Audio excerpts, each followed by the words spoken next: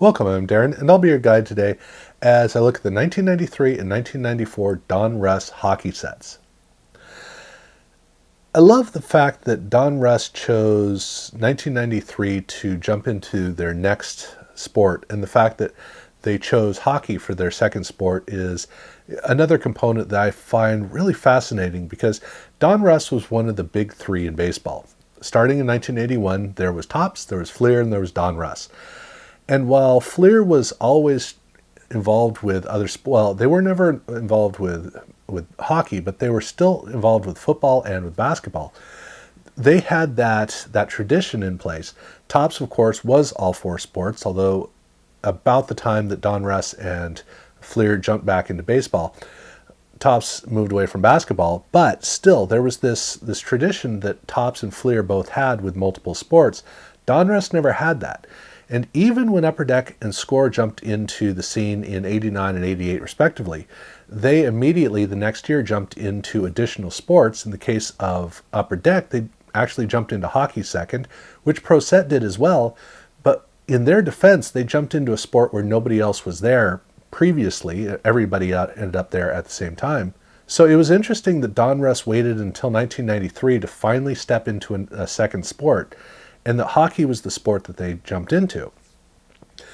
I would have assumed it would have been basketball. I felt that that was a stronger market by 1993, but apparently it wasn't. Apparently hockey was still a lot stronger. Regardless, it was a good year for Donruss to introduce themselves to the hockey market because Donruss was going through a major evolution that was a long time in the coming. In the 1980s, Donruss was the innovative, edgy card in baseball.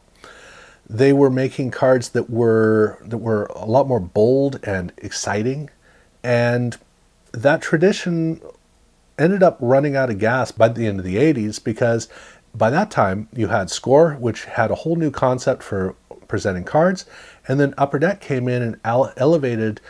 They did not elevate all ships. They elevated their ship, but they created a whole new standard that Donruss did try to tap into with their 1990 Leaf set, but the Leaf cards early on were pretty antiquated. They were using the technology that Pro Set and Score had already been using, and so there was nothing really high-end about the cards per se.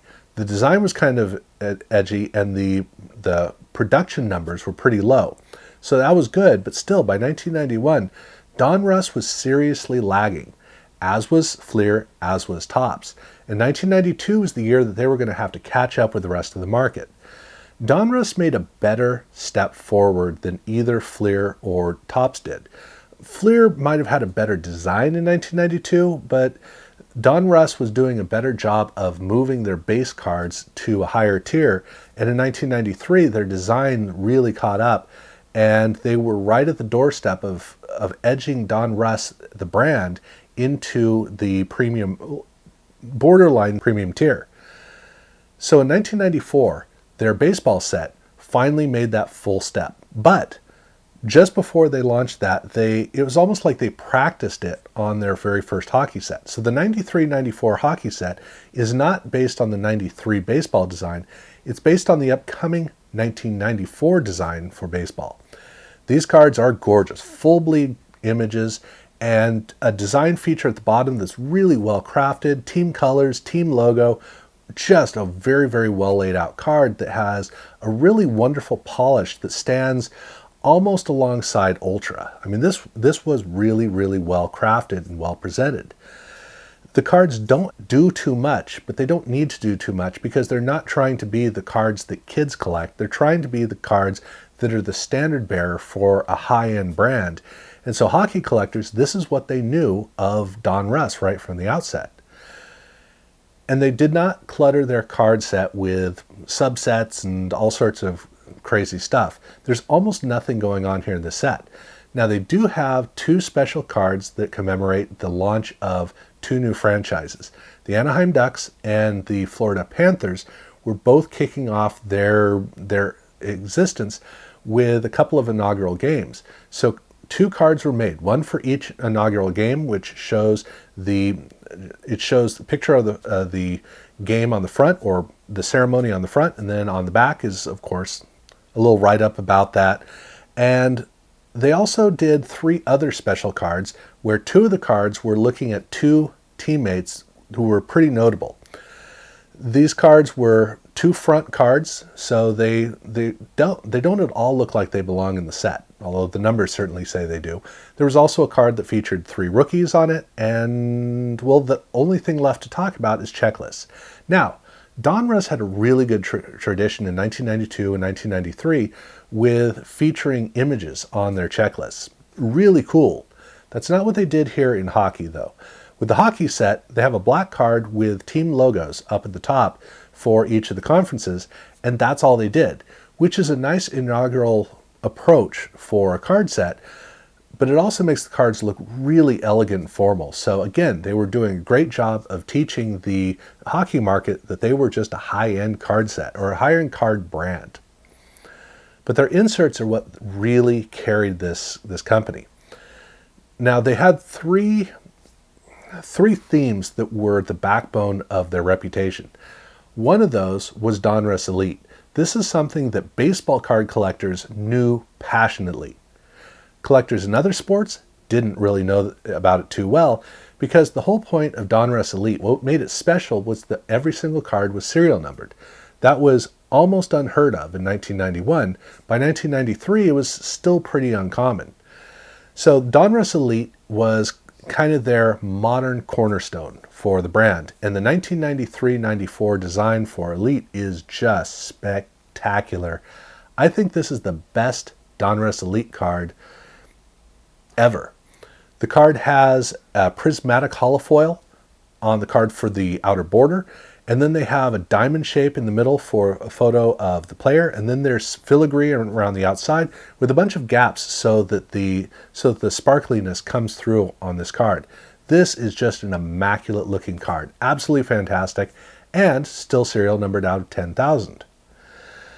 They also had, if you thought about Donruss and you thought about something special about Donruss, normally you were going to think about the Diamond King cards.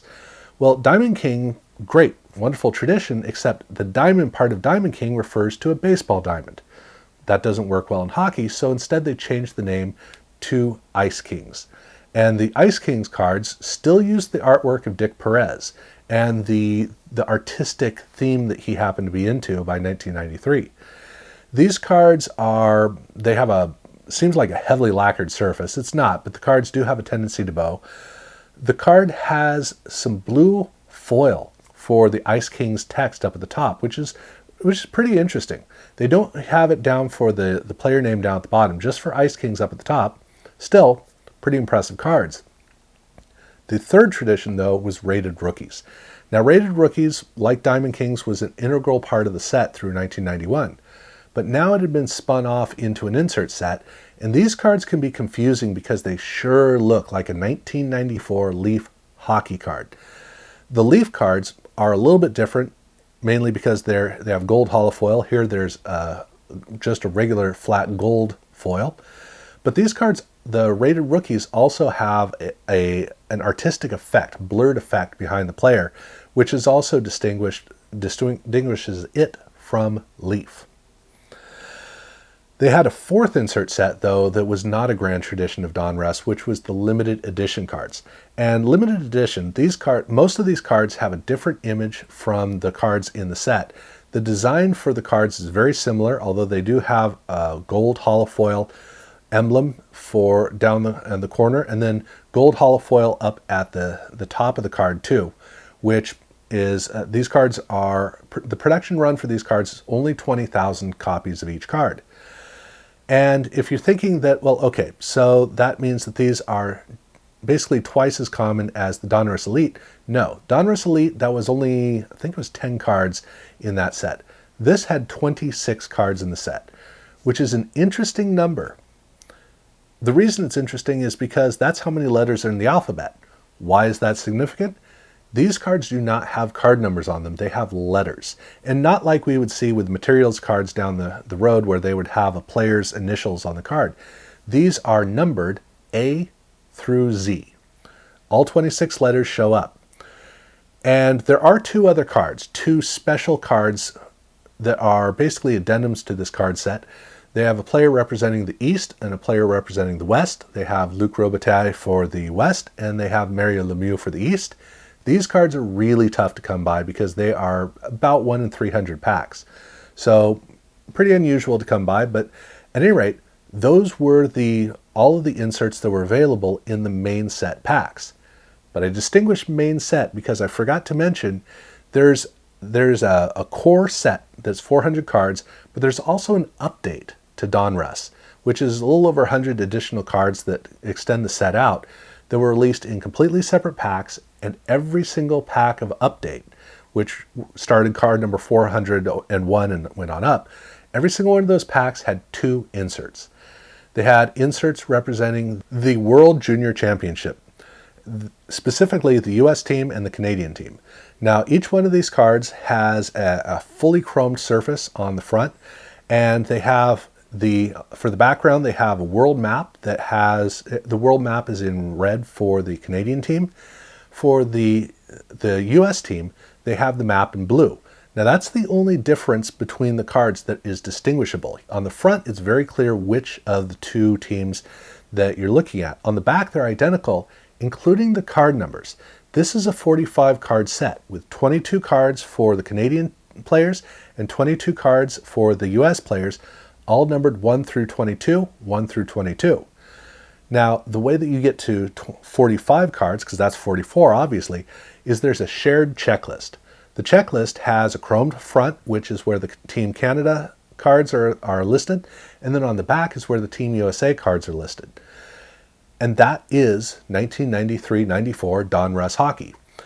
There's a little bit of complexity to this, which makes it a lot more interesting than what's coming up in 1994, because with 1994, okay, now we finally have the template in place, we know what to expect, and boy, Donruss is in really, really good shape. Cards look fantastic, inserts are interesting and look great. So 1994 is an opportunity to make things better, which is something that somebody forgot to tell Donruss, because the 1994 design for Donruss is not an upgrade over 93. This is a card that, to me, when I look at it, reminds me of Pro Set Platinum, and way back in 1991, only I like the Platinum cards better. Here, this is a full bleed image, which is great, but there's nothing about the design that accentuates the image. Instead, there's this big silver seal down at the bottom, and then there is silver foil for the name Donruss up at the top. But that seal down at the bottom actually has a lot of text and stuff in it, if you can even read it. There's nothing distinctive about these cards. And oh yeah, by the way, there are no parallels either. And unlike the baseball cards, there's no parallel to this set. It's just the base set. That's all there was. I don't know why they didn't do parallels. Would have been a lot of fun because I like them in the baseball release, but in hockey at least there are no parallels. So the whole card set looks like this. I mean, like literally everything in the card set. This is an unadorned card set. This is just about all that you're going to find. So it's time to move on to the inserts. And the inserts only have 4 insert sets, which actually technically is the case with the 1993 set, because in 93 they also had an update. 94, well, they didn't have an update.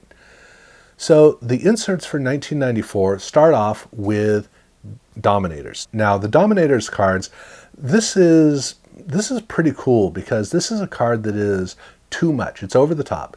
Horizontal card, 3 players from the same position are featured on the card. Gorgeous background behind the players and way too much holofoil, but I don't really mind it. I believe there's writing on the holofoil. I really don't know. I can't read it, but I don't care because this is a card where the richness of not so much the design as much as the stuff they put onto the card makes it look pretty cool. I mean, even the back is super minimalist, but it's not designed to be a useful card. It's designed to have a wow factor, and these cards most definitely have that. Now, Donruss Elite, they did continue on in 1994, and here the card doesn't have quite as much of a rich look to it as in 1993. The border is more simple. It's a straightforward silver holofoil, and then the inner border has nothing really going on. They just have a box inside for a picture of a player. But the big thing for these cards is the fact that they are cusped on the outside. They're actually die cut. Not quite decal like Topps had done a couple decades earlier. This is a very clean die cutting for the card, but look, it's 1994. I mean, SP was doing die cutting, but who else was doing die cutting? Almost nobody, making this card a very special, distinct card in the sports card landscape. Oh yeah, and these cards were still serial numbered out of 10,000 for good measure. Now, for the third insert set, we go back to Ice Kings, but here they went super minimalist. We have almost no design on this card, allowing for the art of Dick Perez to really carry through on these cards and be everything for these cards, which can be a double-edged sword because while the image is a lot more clean, there's nothing really tying these cards together as a set. They use holofoil for the logo buried somewhere in the middle down at the bottom of the card, and then for the Donruss text, but it kind of gets lost in the card otherwise. And so these Ice Kings cards can easily be kind of overlooked. Nice enough, but still, it's again kind of a step back from 1993.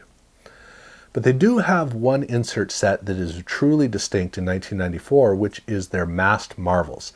This is a horizontal card looking at goalies with a form of an acetate card, which is built around the fact that that silver spot is a see-through window. You got to have light coming through to be able to see through it, but on the card back you can see the goalie's head. And this is something we'd see a little bit with Donruss, and then we'd see more of this with UD3 when they would eventually get around to it in 1996 or 97, around there. But that was it. That was all they did for Donruss in 1994. So 93 was more intricate, 94 was more stripped down, but it was also feeling a little bit thin compared to the competition. And especially with Fleer already doing a great job of flooding the market with inserts, Donruss was going to need to make some serious upgrades in 1995 if they were going to continue to compete. So that's something I'll look at a separate time. At any rate, this is how Donruss introduced itself to the hockey market. For the most part, really nice cards, really impressive, and a lot of fun to look through this stuff. I have already talked about the Leaf sets for 93 and 94, so if you're curious about that and you haven't seen the video, you can check that out.